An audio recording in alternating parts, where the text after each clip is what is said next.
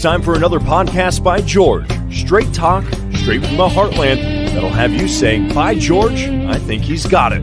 Now, here's George.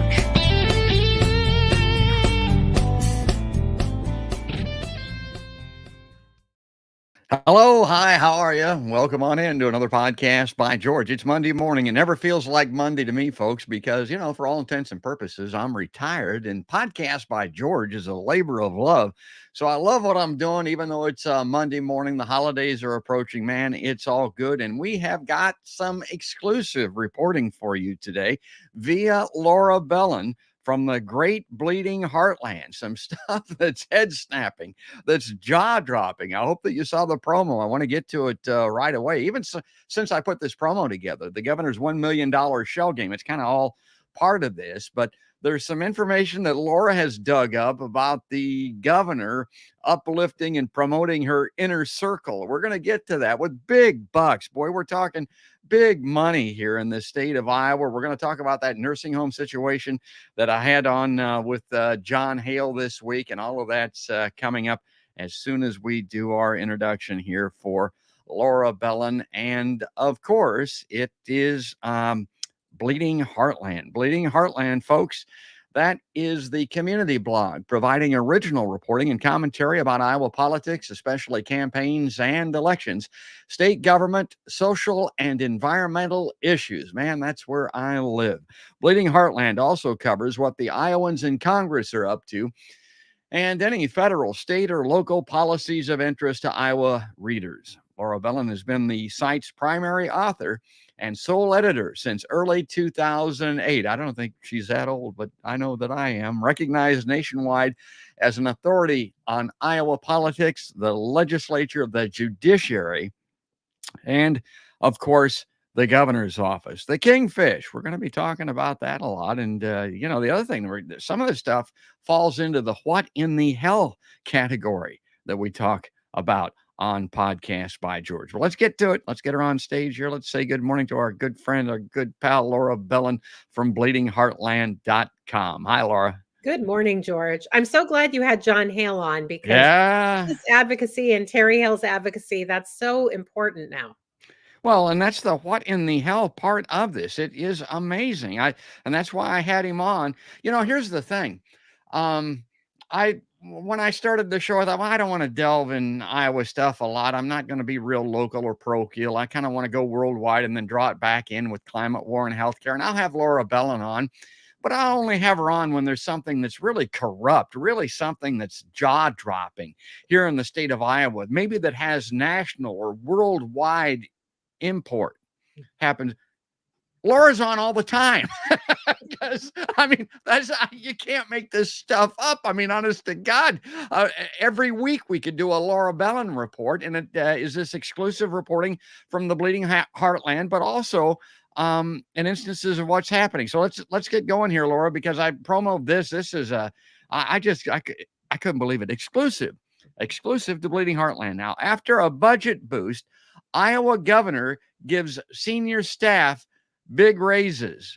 Laura writes that Governor Kim Reynolds gave 4 of her top staffers raises ranging from 13% to 17% several months after Republican lawmakers approved a major boost to the governor's office budget. So they made it possible. They gave her the dough, and then she turns around and gives this 13 to 17% raise to this inner circle. We're going to get to the people and the amount of money. It's very interesting. The large pay increases took effect in early September, according to salary records that Bleeding Heartland obtained through a public records request. All staff in the governor's office had already received a 3% raise.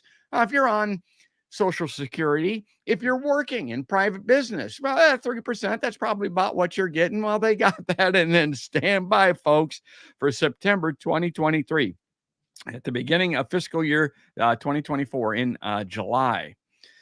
What's normal, Laura writes, everyone working in the governor's office except those with fixed salaries received a 3% raise. To her surprise, some staff received larger raises beginning in September 23. Okay, so here's the list. I've got this on screen, Laura. You can start to work through this because I want you to talk here. I talk too much at the beginning of the show sometimes, but talk about this list and the amounts of money and the percentage of increases here. So before I just delve into the details, I want to give people the big picture because the governor's office budget is something I've worked on for about 5 years. I've taken an interest in it, partly because of how Governor Reynolds has used various methods to vastly exceed her budget appropriation, but partly in looking at the salaries have really increased quite dramatically. And any of your viewers who have worked in state government or local government or schools, a small raise is common at the beginning of the year. And it might only be 1.5% or 2% or 3%. And it's not guaranteed every year. But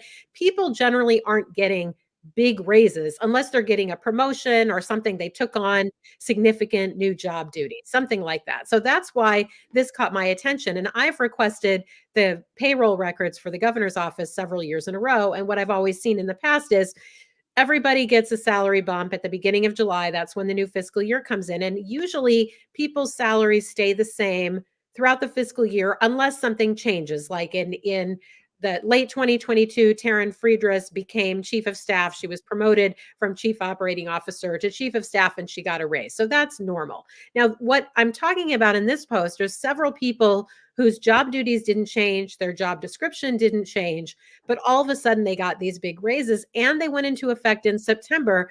This is unusual. And if from what I've seen, I'm not saying it's unprecedented, but when I've looked at salary records for other state agencies in the governor's office, I've typically seen raises go into effect at the beginning of a fiscal year, not 2 months later. So these are pretty big raises. And all of these people here are getting paid substantially more than Governor Reynolds herself, who, as you mentioned, the governor and lieutenant governor's salaries are fixed. So those haven't increased in a number of years. But these are big salaries. And I've heard from people who used to work in state government that it wasn't always the case that people in the governor's office got these kind of top drawer salaries. It used to be, I mean, it's prestigious to work for the governor. So a lot of people would take a pay cut. An attorney or someone who's an experienced public relations professional would expect to earn less working for the governor than they would in the private sector.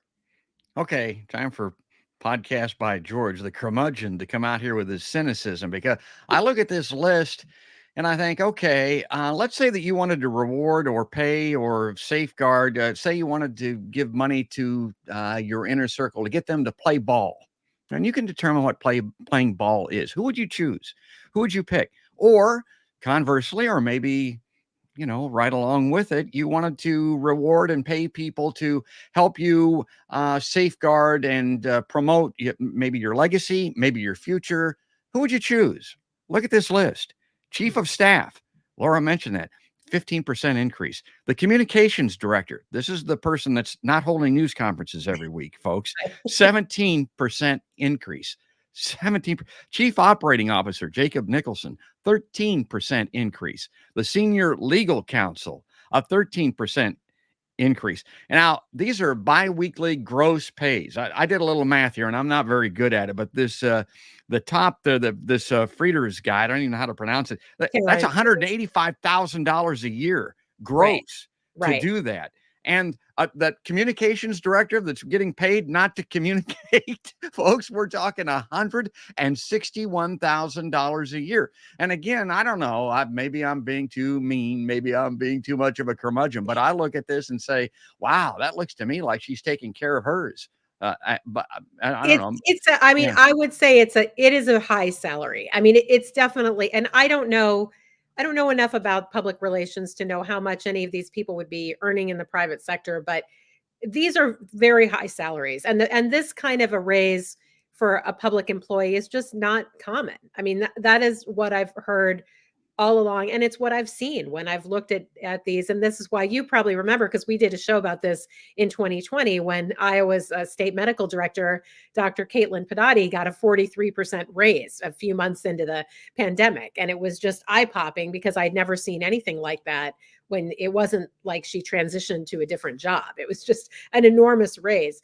And this is something, I mean, it's not quite on that level, but it's very significant. And they did hint at this. The governor asked for and received from the Republican legislature a very significant budget allocation increase. And they did say that they were trying to hire more senior staff and recruit and retain staff. But really, I think these salaries are quite high. And I could not get an answer from the governor's staff on why they implemented these big raises in September.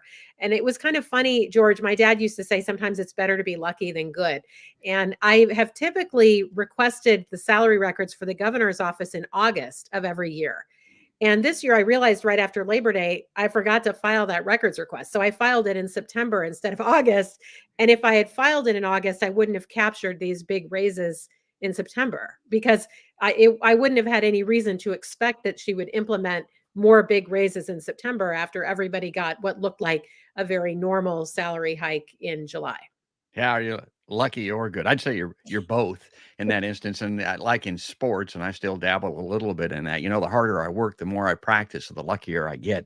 And Right. that's kind of the way that this is, because this is this muckraking reporting that I talk about on the show all the time. Going in and digging these records up, filing the request to get them, and then doing the math, following the money. This is not easy work. Most people have no interest doing that. And they Myself, don't make it easy. I mean, they yeah. really, I have to file if for this piece, I was only one records request, but then the Department of Administrative Services provided the records in a crazy PDF format that was different from how they've Yeah. so difficult. It wasn't organized sequentially. So the pay periods were bouncing back and forth from July 2022 to July 2023 and back to 2022. So they were making it more difficult to see the pattern. And also because they didn't provide it in an Excel format, it was impossible for me to rearrange the data in a way that would be more user friendly. So, I mean, they definitely, it is hard work and it's time consuming because wording these public records requests, any mistake you make in how you word the request can be a loophole that you might not get the records that you need. Well, and I wanted to bring that up as well before I move on to this next set. This communications director that's making this, $150,000 a year. These raises that you found that you're reporting on, that communications director didn't communicate that. I mean, Right. this wasn't reported by the governor's office. This was only reported by Laura Belin digging into this stuff, right? I mean, Right. yeah, Right. this would be an open and transparent. This would be a good use of a communications director to inform Iowans how their tax dollars are being spent. And ain't happening. How do you prevent that from happening if you're the governor and you don't want that kind of bad political stuff out there? Pay your communications director Well, more.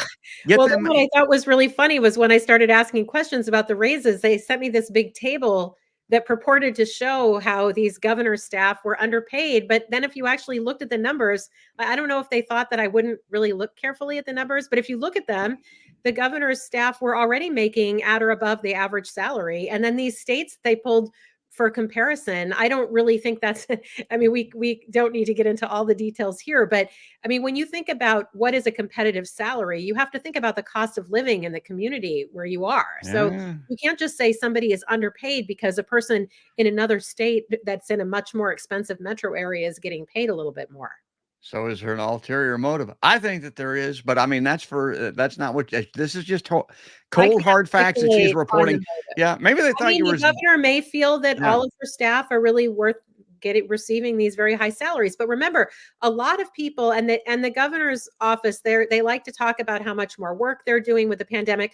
A lot of people in state government and local government have taken on increased workloads since the pandemic. A lot of people are working very hard and they're not getting these kind of big raises. And so it's not as if there aren't people who are underpaid across the rest of state government. And in many agencies, they have unfilled positions because they've been having to make do with status quo budgets year after year. And they need to, I mean, people's pay just under contract, their pay increases. And so you can't meet your salary, you can't meet your payroll unless you reduce the number of positions. And that's where a lot of government bodies are finding themselves right now. Whereas the governor's office, I mean, they can just pull as much money as they need to pay the staff as much as Kim Reynolds wants to pay them. yeah, and the shell game, the moving the money around. We're going to get to that. Let me bring up this next slide here. There was one in here that, okay, right off the top here, the chief speechwriter and communications advisor, biweekly gross pay went from 45.88 to $5,000. Now that math is easy to do. That's 120 grand gross a year, and I'm not going to play. The card that people might think of. But I look at this, these people, to me now, because I don't agree with virtually anything coming out of Reynolds' office, somebody that's a speechwriter and a communications advisor, to me, that's a propagandist. And so who do we pay more to? The propagandist, again, to throw dirt, dust up into the air. I mean, that this is really unseemly stuff. The Well, and I education, don't need to pick on this guy who I don't know at all, but I mean, Damien I was Bell. told Yeah. that the governor's office is recruiting more senior experienced people. And I looked up this guy's LinkedIn profile. He graduated from college in 2017. So he's not now Heather Yeah. Nahas, the communications director, she has worked for many years in the field, but this speechwriter is not somebody who's at the absolute top of the profession with decades of experience. You couldn't say that. And before we leave, I guess the other thing that I would say is what communicating and the speech writing needs of the governor. I mean, is she making a lot of speeches? Is she doing a lot of personal appearances? Is she going on television a lot? Is she having a lot of news conferences? Is that person's duties and responsibilities increased over past years? I don't think so. Well, she's hardly doing any news conferences, but she does. I mean, if you look at her public schedule, I don't know. Most weeks she's giving remarks here or there at some events. I don't know how extensive the remarks are. And I also don't know how many events there are that aren't on her public schedule that perhaps some of these staff are working on. I will say that Heather Nahas, the communications director, a significant amount of her salary is paid by the Iowa Economic Development Authority. So I think she, in theory anyway, she spends a lot of her time working on marketing and branding for the state as a whole. So you remember, if you've seen those commercials on cable TV, the This is Iowa, into Iowa, the tourism promoting. So she was very involved in that whole branding campaign. So she's not devoting her full effort solely to whatever the governor is doing. Yeah, I'm glad. That makes me feel good that they're spending that money that way. That I feel good about my tax dollars going to promote. I've always felt good about it going to tourism in Iowa. I've heard people say that the only tourists in Iowa are the people whose cars break down on the interstate on the way to Denver. But okay, now I want to bring this is I'm encouraging people to comment and make and this is great. I mean, this sums it up from Janet. Thank you for getting this information to us. This is from Desert Manis, a regular viewer of podcast by George. Here's somebody that's near and dear to my show, Debbie Lane, all supporting DeSantis. Okay. I mean, in theory, her official staff aren't supposed to be doing that. That's a campaign thing. But she is spending a fair amount of time on the trail with him. So I guess that's probably cutting into the time she has for her official duties. Well, if they like their raises, if they like their salaries, I probably think they should support DeSantis. And that's the point, that I'm trying to make here. And maybe to underscore what we're talking about, let me bring this up on stage here too. Then this, she's already mentioned this, but Laura says, I've never seen state government employees receive multiple raises in such a short time span. Yeah, I didn't talk about that very much, but it's not only the amount and the percentages of increase for these raises, but the fact that they came rapid fire like this, especially since none of the above were moving to a new position within the governor's office. They just got more for what they were already doing. And of course, so many Iowans are not happy with what they're doing, evidenced by some new polling here in just the past couple of months from Morning Consult that Reynolds is the least popular governor among the 50 governors in the United States. Yeah, how are we doing? How about a 17% raise, folks? I mean, that's what we're talking about here. Well, I will say that the Morning Consult polling has usually put Kim Reynolds' approval a little bit lower than the Seltzer polls for the Des Moines Register. So who knows? I mean, she wasn't severely underwater, but she did have a high unfavorable rating. They said she was the most unpopular governor because her unfavorable rating was the highest of the 50 governors. And I think that speaks to her divisive approach, frankly. She has, generally speaking, I mean, some governors try to be more unifying, and you could never look at her record in any area, education, I mean, healthcare. I mean, there's really nothing that she does that is unifying. It's very divisive. And so I do think that has driven up her unfavorable numbers quite a bit. Well, and of course, she's getting whiplash. She's getting ping-ponged by the pro-abortion forces on the left that despise Kim Reynolds for what she's done. And then the Trumpies on the right because she forsake Trump for DeSantis. Now, all of that said, when it comes to voting support and what's going on in the back rooms and on top and below the table, I would tell people that she still probably enjoys the support that she really needs, which comes from, of course, big ag, insurance, and stuff like that. I mean, I agree with you that there are probably a lot of conservatives who are diehard Trump supporters who are upset that Kim Reynolds didn't endorse Trump. And so they might tell a pollster they have a less favorable opinion of her, but that doesn't mean that they wouldn't vote for her against a Democrat. And I think the same is true, honestly, for a lot of people on the left who aren't happy with President Biden, but they're going to end up voting for him. They're not going to vote for Trump. I mean, some may vote for a third party candidate, but the vast majority will come home and vote for the Democratic president.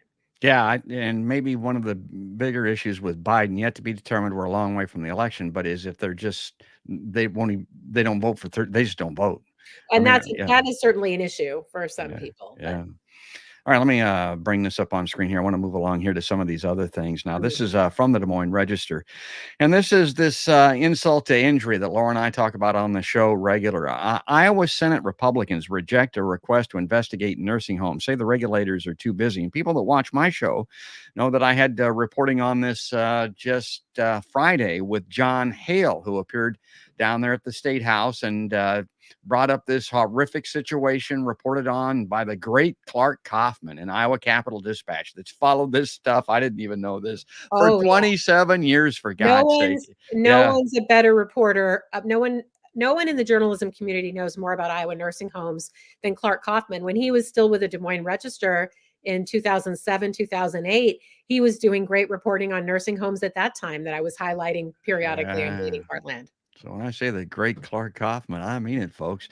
This reads, Iowa Republican legislators have turned down Democrats' formal request for a state oversight meeting to investigate Iowa's nursing home crisis, saying it would distract state regulators from performing their important work monitoring these facilities. Yeah, in my promos and stuff, I talk about the house of mirrors that we live in, folks. This is it. I mean, this is what we're talking about. In a letter to the committee's chair Thursday, Senator Claire Celsey, a ranking member of the committee, pointed to well-documented instances of abuse and neglect of residents in these facilities as the driver for the request. Now, I'm not going to go into all of the details. It's on my show from just Friday if you want to revisit that with John Hale. But from Clark Kaufman with Iowa Capital Dispatch, he reveals in records that a nursing home resident made a complaint, made an allegation about rape, and then was thrown in a wheelchair, taken out of the nursing facility, and dumped in a home, like a homeless shelter or something like that. My God, you can't do that. I mean, it's just unreal. Yeah. I mean, Clark Kaufman, honestly, almost every week he's got another scoop about Iowa nursing homes and how bad things are. And you think that we've hit bottom, and then he comes up with something and you think, how could that happen? But I want to say something quickly about the oversight, just again, to give people the big picture on this. So the Iowa House and Senate have government oversight committees. The Senate Government Oversight Committee has not held a hearing on anything. Yes. About 4 years. Okay, so no issues. I mean, they've had like organizational meetings in January of every year, but they haven't dug into anything. So of all of the issues, I mean, Medicaid recipients not getting the service, the in-home care they need, whatever is going on in education. I mean, any kind of issue going on with the governor's budget. I mean, there are so many things they could be looking at. What our COVID response, no hearings. The Iowa House Oversight Committee has had some hearings, but they had like a full-blown thing on the Ames School District using a 1-week Black Lives Matter curriculum that they didn't like. They did a whole big thing about the University of Iowa supposedly suppressing the free speech of a conservative who was a dental student. I mean, they're picking and choosing their issues, but the Iowa House Oversight Committee also has done nothing about nursing home oversight. And the Iowa Senate Oversight Committee just doesn't even meet at all. So, I mean, I don't know how the legislative branch under this Republican trifecta, they do not view themselves as a co-equal branch of government. It's just like whatever the Reynolds administration wants to do is fine, and they are not going to stir up any trouble for them. Yeah, and it underscores what we were talking about earlier. A lot of this seems to be political, folks, protecting them that got it, and particularly in the political arena.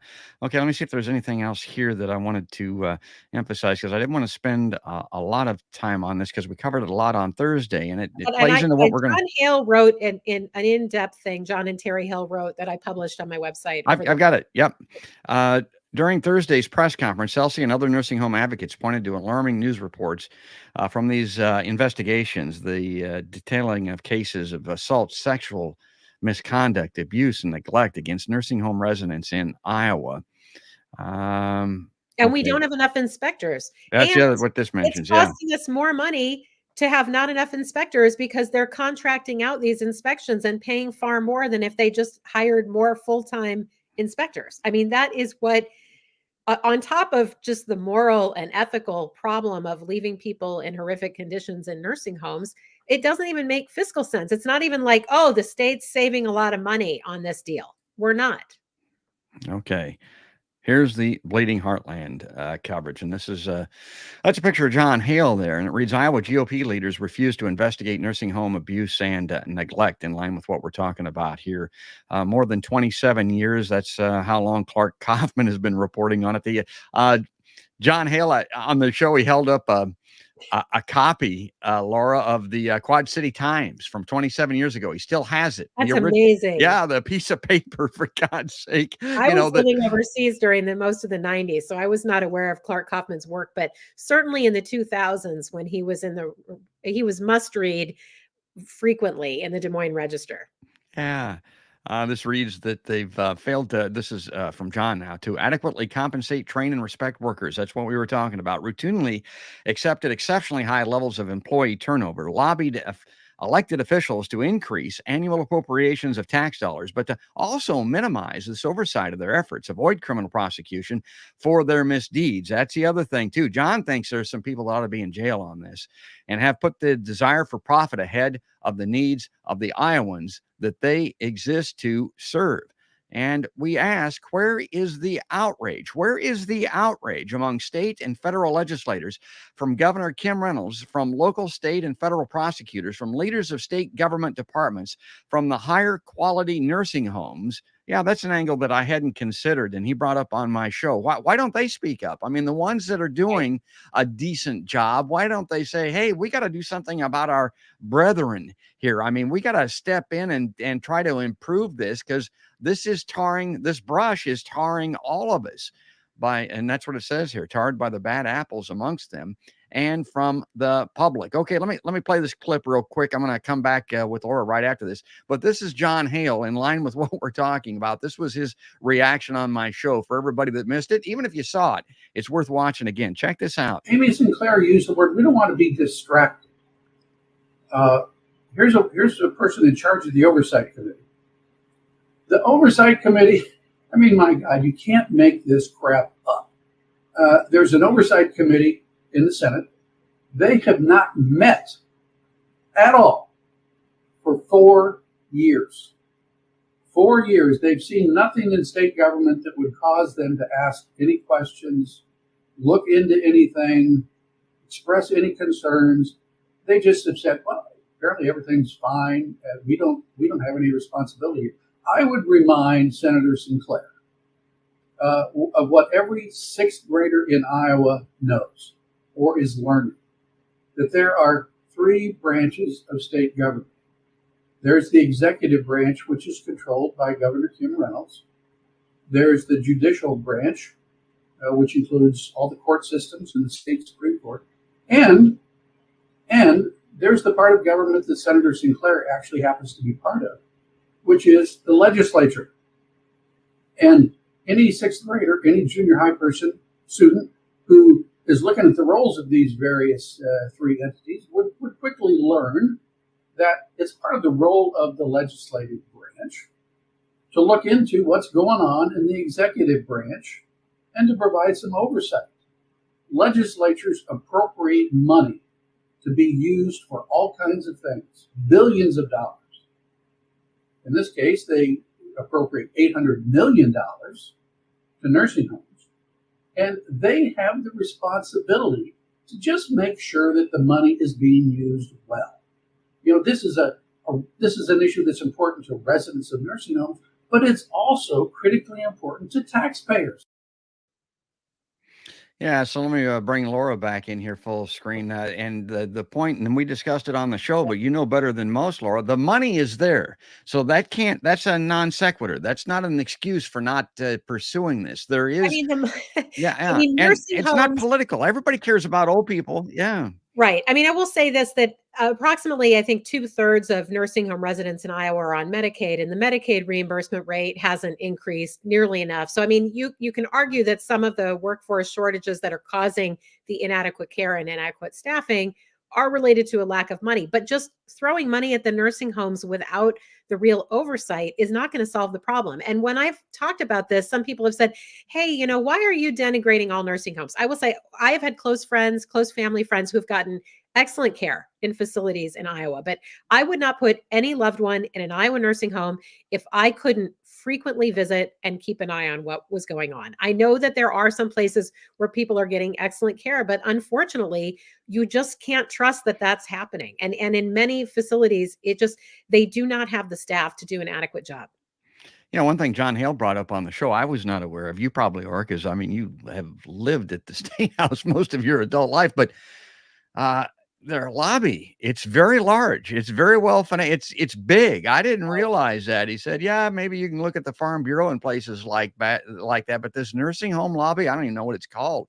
He said it's The powerful. Iowa Healthcare Association. I Yeah. will say Clark Kaufman did some tremendous reporting. It was probably around 2008 that I remember I wrote about. And this was when we had a Democratic trifecta. So we had a Democratic governor, and Democrats controlled both chambers of the legislature. And they passed some really terrible legislation that so it decreased the fines, and it made it easier for nursing homes to avoid fines and citations for various types of neglect and common problems. And then as cover for it, they doubled the fines for the most severe violations, but the most severe violations are things that almost nobody is ever charged with, because it's like deliberate infliction of suffering or something. Well, like nobody, unless you're, a sadistic psychopath. I mean, nobody in a nursing home is deliberately torturing a resident, right? So it was this whole thing, and this was a Democratic trifecta. And so it spoke to the power of the nursing home lobby even then. And conditions are much worse now. The inspection regime is much worse. Clark Kaufman just reported that nursing homes are supposed to be inspected annually, and some of them are only getting inspected like once every 3 years. Okay. Well, I want to go next. I want to move to one of the reasons I wanted to have you on the show this week before this exclusive reporting broke is this shell game, as I call it, that the governor's playing with state funds and her office. But before we move off of this, anything else that we didn't talk about that you want to No, mention? I think we covered it pretty well. All right, great. Let me bring this up on screen here again. This is from Bleeding Heartland. This is another exclusive, folks. The agency spent $1 million on the Iowa governor's office costs last year. Now, you got to remember, this is a governor that's a Republican that's going to pride herself in being fiscally conservative and watching every dollar and making sure that there's huge transparency with people that are concerned about throwing money around. Oh, yeah. Check this article out. Again, this is in Bleeding Heartland. In March, Governor Kim Reynolds hailed passage of her state government reorganization plan, saying it would be an important step to reduce the size and the cost of government. Oh, man, that just makes, the right wing weak and wobbly when you hear that type of thing. The governor's commitment to making government smaller and less costly hasn't extended to her own staff, says Laura. Yeah.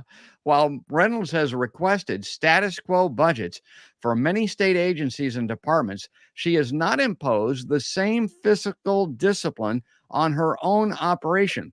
Using funds from other agencies to pay some governor's office staff is a long-standing practice in Iowa, but the current governor has expanded its scope.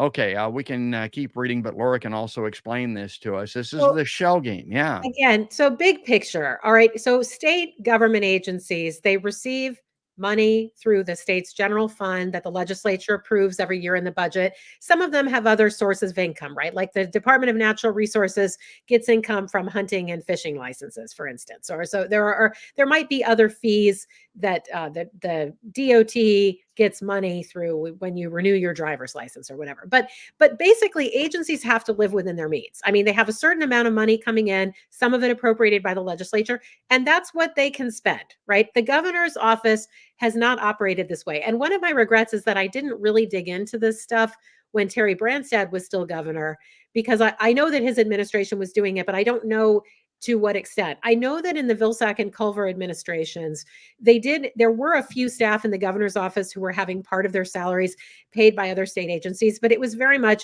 the exception, not the rule. It wasn't something that was used to balloon the entire governor's office budget. That post that you just put up that I wrote was about the last fiscal year 2023. So that was July of 2022 through June 30th of this year. And the state budget allocation for the governor's office was about 2.3 million. But Kim Reynolds' staff spent at least $1 million more than that. $1 million is what I could prove in this post. And there's information that I still don't have that I've requested different records to find out whether they were pulling from other sources. But that's a lot. That's basically like they're spending about 50% more than what their budget allocation was.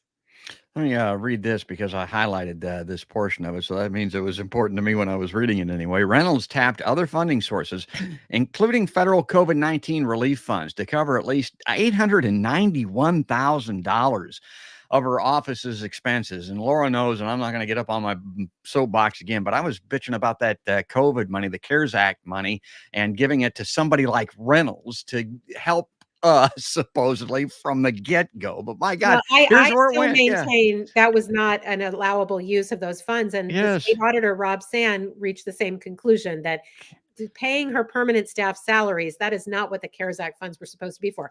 I should say, to my knowledge, fiscal year 2020 is the only year the governor did that. She then moved on for the 3 subsequent fiscal years to just pulling money from other state agencies rather than pulling federal money.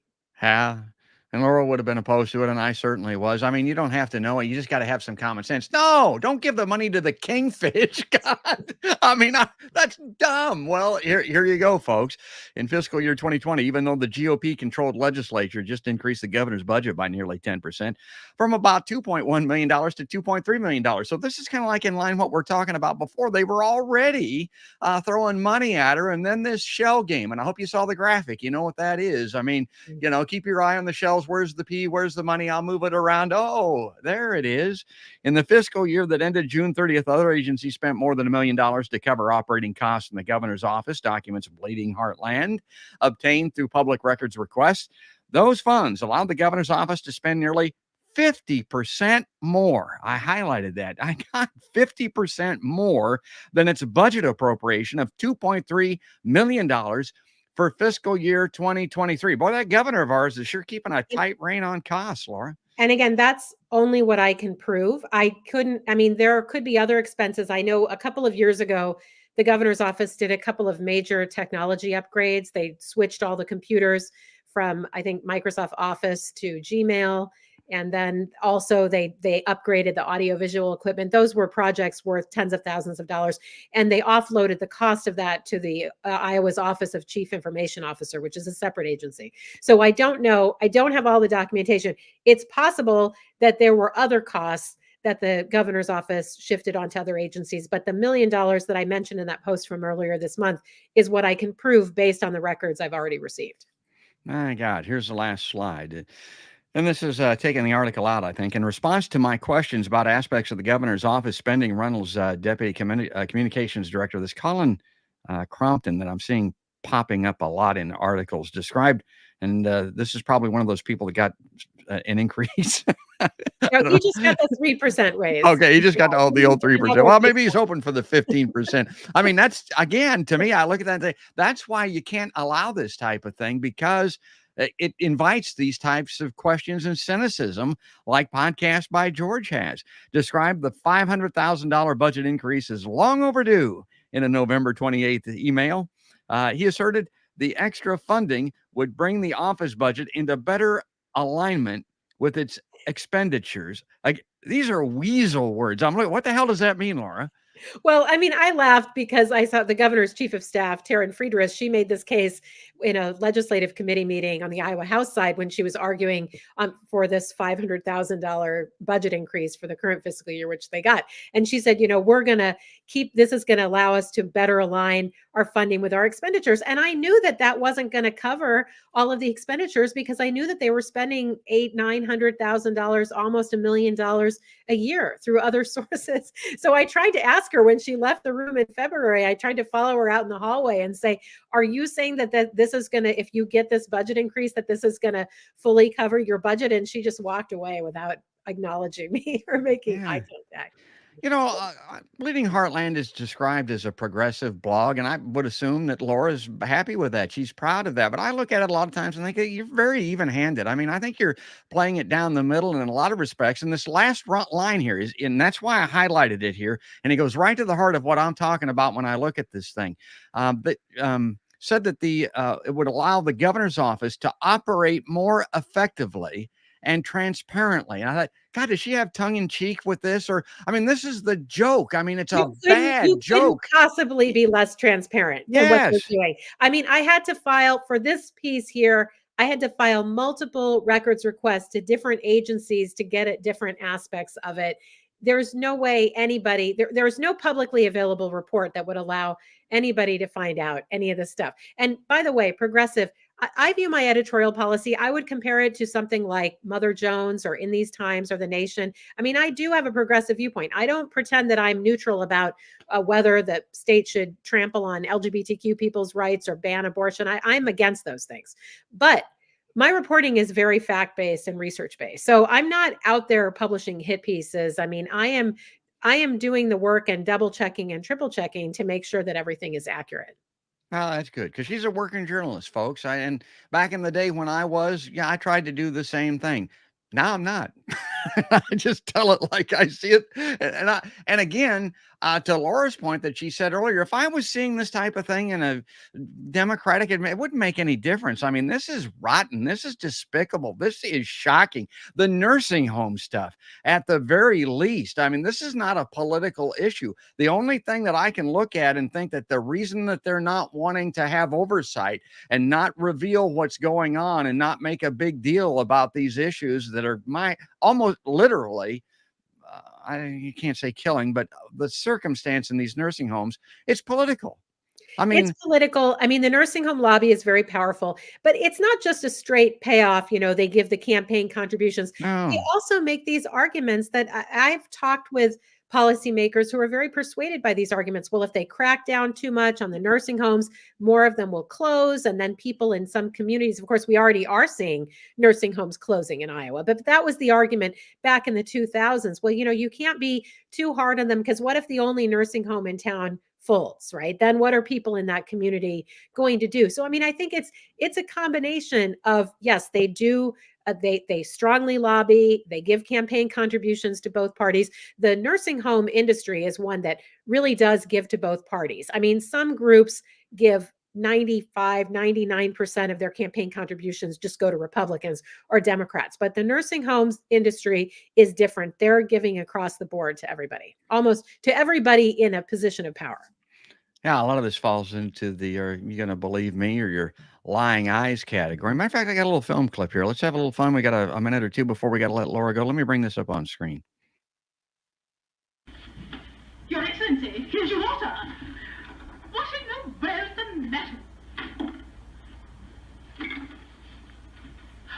Your Excellency, I thought you left. Oh, no, I don't leave.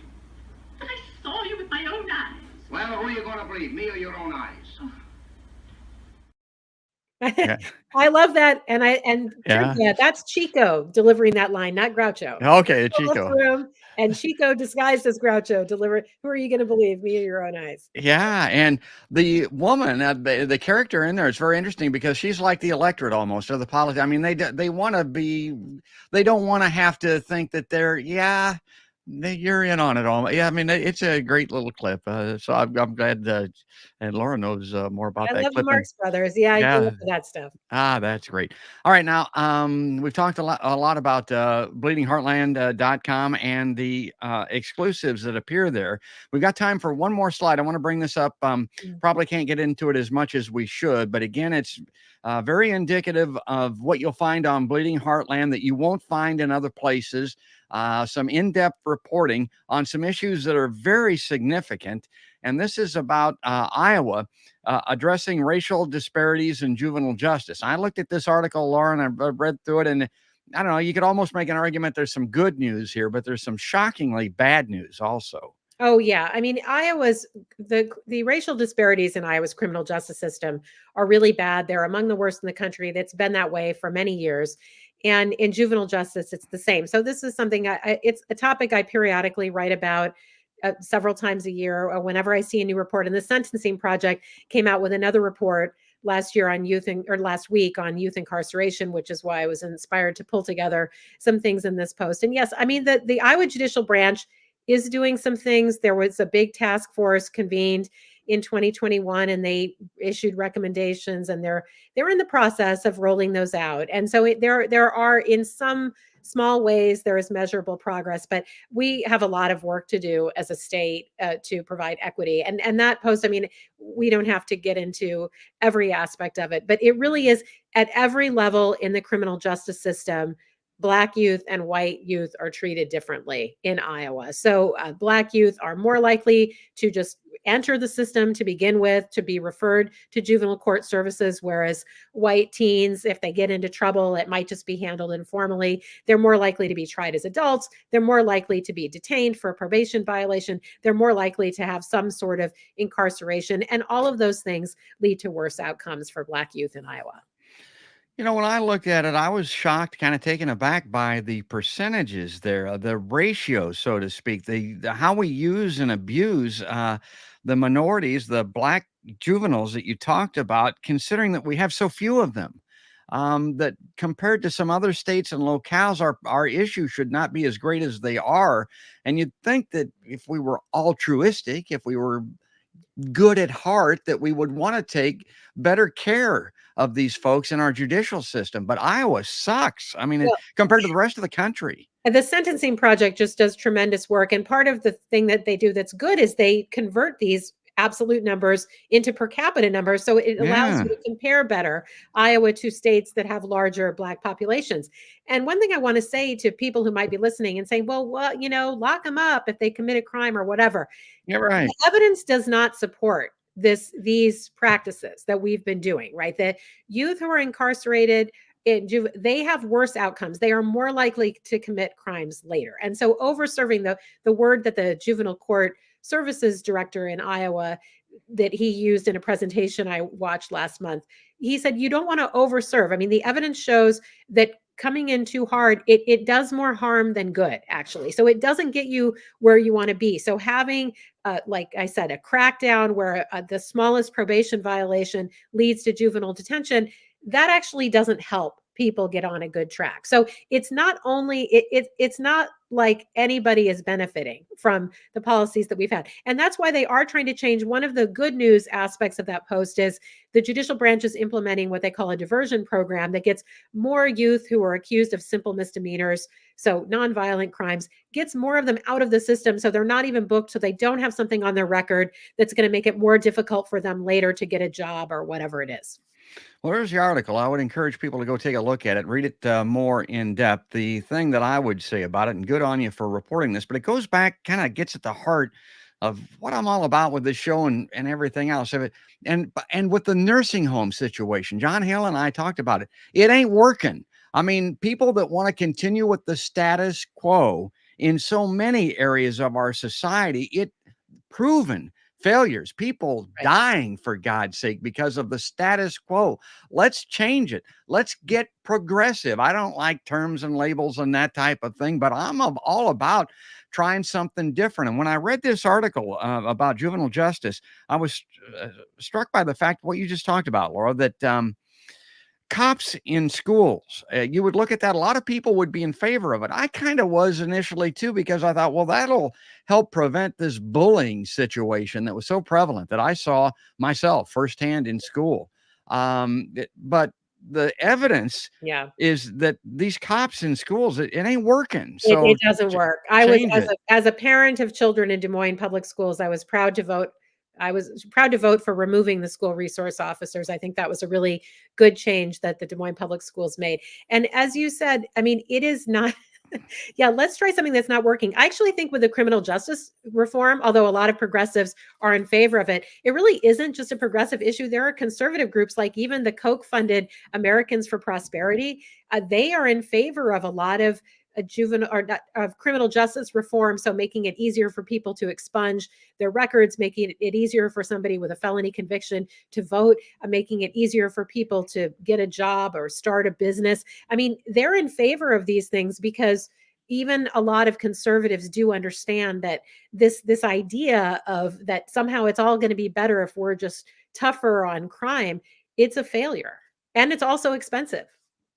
Yeah, worst of both possible worlds. Well, we're coming to the end here. We got to let Laura Time go. goes so fast, George. Yeah, it does. I mean, on our show in particular, because we have so many things to talk about. Now, I want to tell people that if you want to get more of Laura tonight live, KHOI Radio is going to have Laura on, and you'll be talking a little bit more in the political arena tonight, right?